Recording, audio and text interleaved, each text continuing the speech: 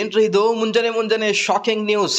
S, ನೀವು correct ಆಗಿ ಕೇಳ್ತಾ ಇದ್ದಾರೆ ವೀಕ್ಷಕರೇ. ಗೃಹಲಕ್ಷ್ಮಿ ಯೋಜನೆಯ ಹಣ ಈಗ ಸ್ಟಾಪ್. ಗೃಹಲಕ್ಷ್ಮಿ ಯೋಜನೆಯ ಹಣ ಬಂದ್. ಸಚಿವರಾದ ಲಕ್ಷ್ಮೀ ಹೆಬ್ಬಾಳ್ಕರ್ ಅವರಿಂದ ಸ್ಪಷ್ಟನೆ. ಏನಿದೆ ವಿಡಿಯೋದಲ್ಲಿ ಡೀಟೇಲ್ ಆಗಿ ನೋಡ್ತಾ ಬರೋಣ.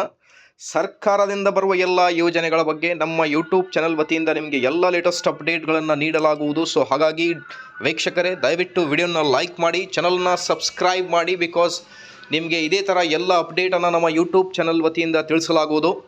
ನೀವೇನಾದರೂ ಗೃಹಲಕ್ಷ್ಮಿ ಯೋಜನೆಯ ಫಲಾನುಭವಿಗಳಾಗಿದ್ದೀರಾ, ಹಾಗಿದ್ದಲ್ಲಿ ಈ ಒಂದು ವಿಡಿಯೋ ನೀವು ಕಂಪ್ಲೀಟಾಗಿ ವಾಚ್ ಮಾಡಲೇಬೇಕು.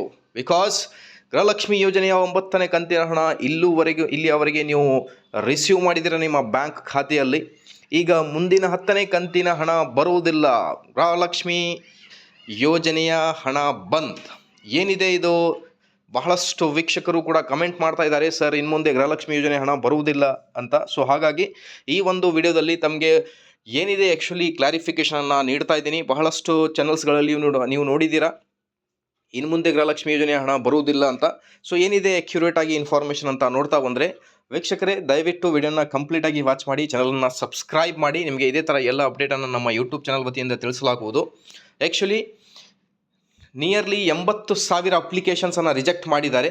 ಸೊ ಆ ರಿಜೆಕ್ಟ್ ಮಾಡಿರುವ 80,000 ಅಪ್ಲಿಕೇಶನ್ಸಲ್ಲಿ ನಿಮ್ಮ ಹೆಸರು ಇದೆನಾ ಅನ್ನೋದರ ಬಗ್ಗೆ ನೀವು ಖಚಿತ ಪಡೆದುಕೊಳ್ಳಿ. ಬಿಕಾಸ್ ನೀವು ಏನಾದರೂ ಸರ್ಕಾರಿ ಹುದ್ದೆಗಳಲ್ಲಿದ್ದಲ್ಲಿ ಅಥವಾ ನೀವು ಇನ್ಕಮ್ ಟ್ಯಾಕ್ಸ್ ಪೇ ಮಾಡ್ತಾ ಇದ್ದಲ್ಲಿ ಅಂತಹ ಅಪ್ಲಿಕೇಶನ್ಸನ್ನು ರಿಜೆಕ್ಟ್ ಮಾಡಿದ್ದಾರೆ. ಅಂಥವರಿಗೆ ಇನ್ನು ಮುಂದೆ ಗೃಹಲಕ್ಷ್ಮಿ ಯೋಜನೆಯ 10ನೇ ಮತ್ತು 11ನೇ ಕಂತಿನ ಹಣ ಬರುವುದಿಲ್ಲ. ಸೊ ಅಂಥ ಅಪ್ಲಿಕೇಶನ್ ಕ್ಯಾಂಡಿಡೇಟ್ಸ್ಗಳಿಗೆ ಗೃಹಲಕ್ಷ್ಮಿ ಯೋಜನೆಯ ಹಣ ಬಂದಾಗಿದೆ.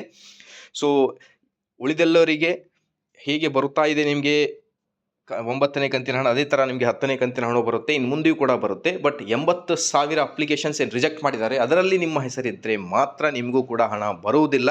ಹಾಗಾಗಿ ಗೃಹಲಕ್ಷ್ಮಿ ಯೋಜನೆಯ ಹಣ ಬಂದ್ ಅನ್ನೋದರ ಬಗ್ಗೆ ಒಂದು ಇನ್ಫಾರ್ಮೇಷನ್ ಇರುತ್ತೆ. ಉಳಿದವರಿಗೆ ಖಂಡಿತವಾಗಿ ಬರುತ್ತೆ.